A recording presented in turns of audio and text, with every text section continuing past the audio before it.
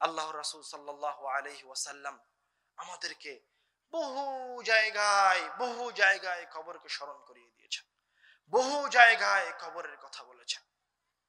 এই মৃত ব্যক্তি সম্পর্কে রাসূল সাল্লাল্লাহু আলাইহি ওয়াসাল্লাম এবং আল্লাহ রাব্বুল আলামিন আরো যে সমস্ত কথা বলেছেন, তার মাঝে একটা কথা হচ্ছে, ওই মৃত ব্যক্তি যখন মৃত্যুর সম্মুখীন হবে তখন আল্লাহ রাব্বুল আলামিনের কাছে যে সমস্ত ফরিয়াদ করবে, তার একটা ফরিয়াদ হচ্ছে, وأنفقوا مما رزقناكم من قبل أن يأتي أحدكم الموت فيقول يا ليتني وأنفقوا مما رزقناكم من قبل أن يأتي أحدكم الموت। আল্লাহ রাব্বুল আলামিন বলছেন, তোমাদের কাছে মৃত্যু আসার আগেই তোমরা তোমাদের সম্পদ থেকে কিছু দান করো, কেননা যখন তোমার মৃত্যু চলে আসবে তখন তুমি আল্লাহ রাব্বুল আলামিনকে বলবে, হে আল্লাহ, আমাকে সামান্য একটু সময় দিন, অল্প একটু সময় দিন, আমি দুনিয়াতে ফিরে যেতে চাই, দুনিয়ায় গিয়ে ভালো আমল করতে চাই।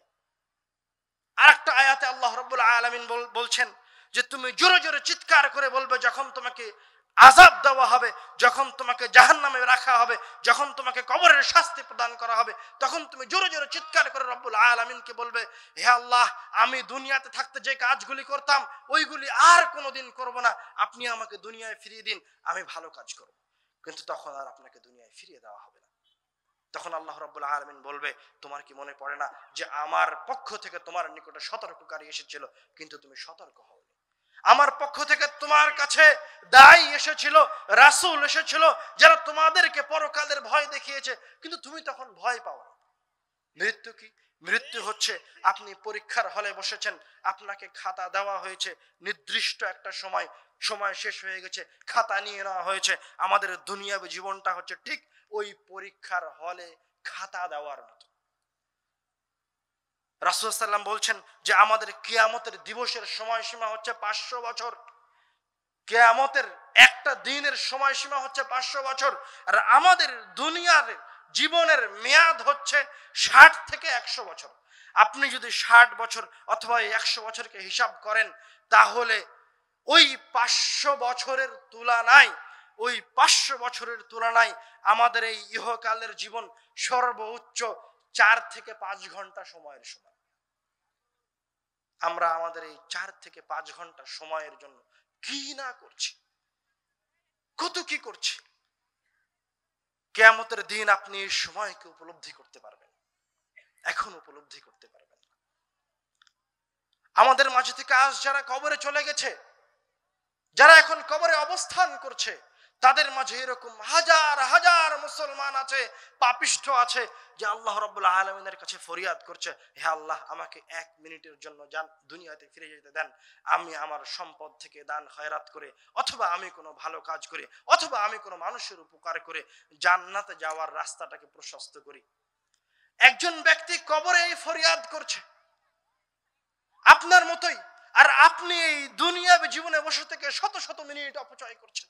কেন? কবরে ঢোকার আগে আপনি আপনার এই 1 মিনিটকে কাজে লাগান, আপনি আপনার জীবনের এই 10 মিনিট সময়কে কাজে লাগান। আল্লাহ রাব্বুল আলামিন আমাদেরকে পৃথিবীতে শুধুমাত্র তার ইবাদতের জন্য প্রেরণ করেছে। এই আয়াত সবার জানা আছে, ওয়ামা খালাকতুল জিন্না ওয়াল ইনসা ইল্লা লিয়াবুদুন। আল্লাহ রাব্বুল আলামিন বলেছেন, আমি মানুষ এবং জিনকে সৃষ্টি করেছি আমার ইবাদতের জন্য। মানে মানুষের একটাই কাজ, সে রব্বুল আলামিনের ইবাদত করবে। কিন্তু কেউ বলতে পারবে না সে তার দিনকে, তার সময়কে কিভাবে ইবাদতে রূপান্তরিত করবে। ভাই, আমি কিভাবে আমার দিনকে ইবাদতে রূপান্তরিত করতে পারি? সহজ হিসাব, ইবাদতে রূপান্তরিত করতে হবে মানে আপনার টয়লেটে যাওয়াকে ইবাদতে রূপান্তরিত করতে হবে, আপনার খাওয়াকে ইবাদতে রূপান্তরিত করতে হবে, আপনার বাড়ি থেকে বের হওয়াকে ইবাদতে রূপান্তরিত করতে হবে, আপনার মসজিদে ঢোকাকে ইবাদতে রূপান্তরিত করতে হবে, আপনার কর্মস্থলে যাওয়াকে এবং কর্মস্থলে বসে থাকাকে ইবাদতে রূপান্তরিত করতে হবে। ভাই, আমি কিভাবে আমার সকল কর্মকে ইবাদতে রূপান্তরিত করতে পারি? সহজ হিসাব, আপনি যখন বাসা থেকে বের হচ্ছেন তখন বলেন, বিসমিল্লাহি তাওয়াক্কালতু আলাল্লাহ, আমি বাসা থেকে বের হচ্ছি আল্লাহর নাম নিয়ে, তাওয়াক্কালতু আলাল্লাহ, আল্লাহর উপর ভরসা করেছি, লা হাওলা ওয়ালা কুওয়াতা ইল্লা বিল্লাহ, আল্লাহর শক্তি চেষ্টা প্রচেষ্টা ব্যতীত এই পৃথিবীতে কোনো শক্তি নাই, কোনো চেষ্টা প্রচেষ্টা নাই। তখন রাসূল সাল্লাল্লাহু আলাইহি ওয়াসাল্লাম বলছেন, যখন কোনো ব্যক্তি এই সুন্নাতের সাথে এই দোয়া বলে তার বাসা থেকে বের হবে, বের হওয়ার সময় যখন সেই দোয়া পড়বে, তখন তার জন্য বলা হবে হুজিয়া ওয়া উকিয়া, ওই ব্যক্তিকে হেদায়েত দেওয়া হয়েছে। ওই ব্যক্তি বাসা থেকে বের হওয়ার পরে যে বিপদে পড়ার কথা ছিল, সে আর সেই বিপদে পড়বে না, সেই বিপদ থেকে তাকে বাঁচানো হয়েছে। এবং তার রাস্তাকে, তার উপায় বাতলে দেওয়া হয়েছে, তার চলার পথকে সহজ করা হয়েছে। শুধু তাই নয়, রাসূল সাল্লাল্লাহু আলাইহি ওয়াসাল্লাম আরো বললেন যে এতক্ষণ পর্যন্ত যে শয়তান আপনাকে পথভ্রষ্ট করার জন্য অপেক্ষা করছিল, এই দোয়া বলে বাসা থেকে বের হতেই ওই শয়তান আপনার কাছ থেকে পালিয়ে যাবে। শুধু পালিয়ে যাবে না, এবার আপনি যতক্ষণ পর্যন্ত বাড়ির বাইরে অবস্থান করছেন, ততক্ষণ পর্যন্ত যেই শয়তানি আপনাকে পথভ্রষ্ট করার জন্য আসবে, ওই শয়তানকে এই শয়তান গিয়ে বলবে, তুমি ওই বান্দার কি করতে পারো, তুমি ওই বান্দার কি করতে পারো যাকে আল্লাহর পক্ষ থেকে হেদায়েত দেওয়া হয়েছে, যার উপায় বাতলে দেওয়া হয়েছে, যাকে বিপদ থেকে মুক্ত করা হয়েছে। সুবহানাল্লাহ। বাস, আপনি এই দোয়া বলে বের হলেন মানে আপনি এখন ইবাদতের মাঝে আছেন। আপনি যখন গাড়িতে চড়ছেন, তখন গাড়িতে চড়ার দোয়া বলেন, এবার আপনার সফর ইবাদতের মাঝে চলে গেল। আপনি আপনার অফিসে যাচ্ছেন, আপনার নিয়তকে খালেস করে নেন যে আমি এই অফিসে এসেছি, এই অফিসে আমি ঢুকলাম, এখান থেকে আমি হালাল উপার্জন করব, যা দিয়ে আমার সন্তান সন্ততিকে খাওয়াবো, আমার পিতা মাতাকে খাওয়াবো। এবার যতক্ষণ পর্যন্ত আপনি অফিসে কাজ করবেন, এই কাজের বিনিময়ে আপনার আমলনামায় নেকি লেখা হবে। আপনার ঘুমকেও আপনি ইবাদতে রূপান্তরিত করেন।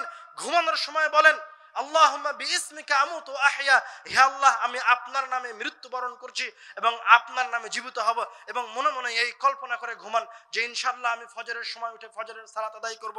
এবার ফজরের সময় পর্যন্ত আপনার আমলনামায় নেকি লেখা হতে থাকবে। ওয়ামা খালাকতুল জিন্না ওয়াল ইনসা ইল্লা লিয়াবুদুন, আমি মানুষকে আর জিনকে সৃষ্টি করেছি আমার ইবাদতের জন্য। এইভাবে আমাদেরকে, আমাদের জীবনকে, আমাদের জীবনের প্রত্যেকটা সময়কে, প্রত্যেকটা ক্ষণকে ইবাদতে রূপান্তরিত করতে হবে। আল্লাহ রাব্বুল আলামিন আমাদের জীবনকে, আমাদের এই পথকে, আমাদের এই চলাকে ইবাদতে রূপান্তরিত করার তৌফিক দান করুন। আল্লাহুম্মা আমিন, আল্লাহুম্মা আমিন। আমরা আজকে আলোচনা করছিলাম মৃত্যু নিয়ে। আর 2-1 মিনিট কথা বলে আমরা আমাদের আলোচনা শেষ করে দেব। শেষ হাদিস হিসেবে, শেষ কথা হিসেবে আমি আপনাদেরকে যেটা বলতে চাই, এই পৃথিবীতে যত মহান ব্যক্তি এসেছে এবং যত ক্ষমতাধর ব্যক্তি এসেছে, কেউ এই পৃথিবীতে টিকে থাকতে পারেনি, সবাই চলে গেছে। আল্লাহ রাব্বুল আলামিন আমাদের রাসূলকে বলছে কুরআনুল কারীমে, ইন্নাকা মাইয়িতুন ওয়া ইন্নাহুম মাইয়িতুন, হে আল্লাহর রাসূল, আপনিও মৃত্যুবরণ করবেন এবং যারা আছে সবাই মারা যাবে, কেউ বেঁচে থাকবে না।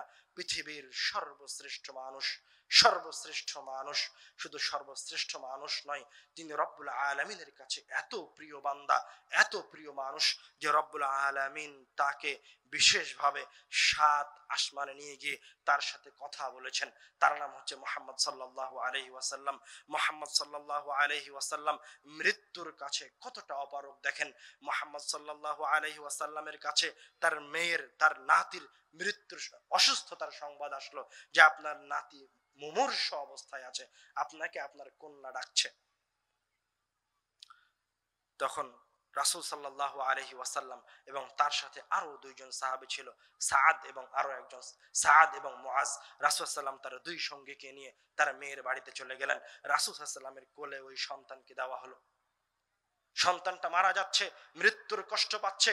তখন রাসূল সাল্লাল্লাহু আলাইহি ওয়াসাল্লাম ওই সন্তানকে কোলে নিয়েছেন। তার মৃত্যুর কষ্ট দেখে রাসূল সাল্লাল্লাহু আলাইহি ওয়াসাল্লামের 2 চোখ দিয়ে অঝর ধারায় অশ্রু ঝরছে। যখন সাআদ বলছে, ইয়া রাসূলুল্লাহ আনতা, ইয়া আল্লাহর রাসূল, আপনি কাঁদছেন, আপনি কান্নাকাটি করছেন, আপনি তো সবচেয়ে শ্রেষ্ঠ মানুষ। মানে দেখেন পৃথিবীর সর্বশ্রেষ্ঠ মানুষটাও মৃত্যুর কাছে কতটা অপারগ। শুধু অপারগ নয়, আয়েশা রাদিয়াল্লাহু তাআলা আনহা বলছেন, রাসূল সাল্লাল্লাহু আলাইহি ওয়াসাল্লাম আমার তুবফিয়া ফি সাহরি ওয়া নাহরি, আমার কোলের ভিতরে মাথা রেখে রাসূল সাল্লাল্লাহু আলাইহি ওয়াসাল্লাম মৃত্যুবরণ করেছেন। তো রাসূল সাল্লাল্লাহু আলাইহি ওয়াসাল্লাম যখন মারা যান, যখন রাসূল সাল্লাল্লাহু আলাইহি ওয়াসাল্লামের রূহ বের হয়ে যাচ্ছে তার শরীর থেকে, তার আগে রাসূল সাল্লাল্লাহু আলাইহি ওয়াসাল্লাম কষ্ট পাচ্ছেন। এত কষ্ট পাচ্ছেন যে রাসূল সাল্লাল্লাহু আলাইহি ওয়াসাল্লামের সামনে একটা পানির পাত্র রাখা আছে, রাসূল সাল্লাল্লাহু আলাইহি ওয়াসাল্লাম তার দুই হাতকে বারবার ওই পানির পাত্রের ভিতরে ঢোকাচ্ছেন আর বের করে তার মুখটা মুছছেন। রাসূল সাল্লাল্লাহু আলাইহি ওয়াসাল্লাম মৃত্যুর কষ্ট। আয়েশা রাদিয়াল্লাহু তাআলা আনহা বলছেন যে আমি রাসূল সাল্লাল্লাহু আলাইহি ওয়াসাল্লামের মৃত্যুর কষ্ট দেখার পর আর কারো মৃত্যুর কষ্টকে কষ্ট মনে করি না। কিন্তু ঈমানদার আর পাপিষ্ঠের মৃত্যুর মাঝে পার্থক্য হচ্ছে, পাপিষ্ঠ আর ঈমানদারের মৃত্যুর মাঝে পার্থক্য হচ্ছে, ঈমানদার কষ্ট পাবে কিন্তু তার সামনে যা সে দেখতে পাচ্ছে সে ওই দিকে যেতে চাইবে, সে মারা যেতে চাইবে। যখন তার সামনে মৃত্যু উপস্থিত হয়েছে কষ্ট পেলেও সে যেতে চাইবে। মানে ওই যে ওষুধটা খাওয়ার সময় তিতো লাগে না, কিন্তু আপনি জানেন যে ওষুধটা আমি খেলে আমার অসুখটা কি হবে, ভালো হবে। তো মুমিন ব্যক্তি তার সামনে এত সুন্দর পরিবেশ দেখতে পাবে যে সে তার রূহটাকে বের করে দিবে কষ্ট হলে। আর কাফেরের রূহ পালিয়ে বেড়াতে চাইবে। আল্লাহ রাব্বুল আলামিন আমাদের রূহকে মুত্তাকির রূহে রূপান্তরিত করার তৌফিক দান করুন, আল্লাহুম্মা আমিন। আল্লাহ রাব্বুল আলামিন আমাদের মাঝে থেকে যারা মৃত্যুবরণ করেছে তাদের কবরের আযাবকে মাফ করুন, আল্লাহুম্মা আমিন। আমাদের মাঝে যারা অসুস্থ রয়েছে আল্লাহ রাব্বুল আলামিন তাদেরকে সুস্থতা দান করুন, আল্লাহুম্মা আমিন। এই বলে আমি আমার কথা এখানে শেষ করছি। সুবহানাকা আল্লাহুম্মা ওয়া বিহামদিকা আশহাদু আল্লা ইলাহা ইল্লা আনতা আস্তাগফিরুকা ওয়া আতুবু ইলাইক। আসসালামু আলাইকুম ওয়া রাহমাতুল্লাহ।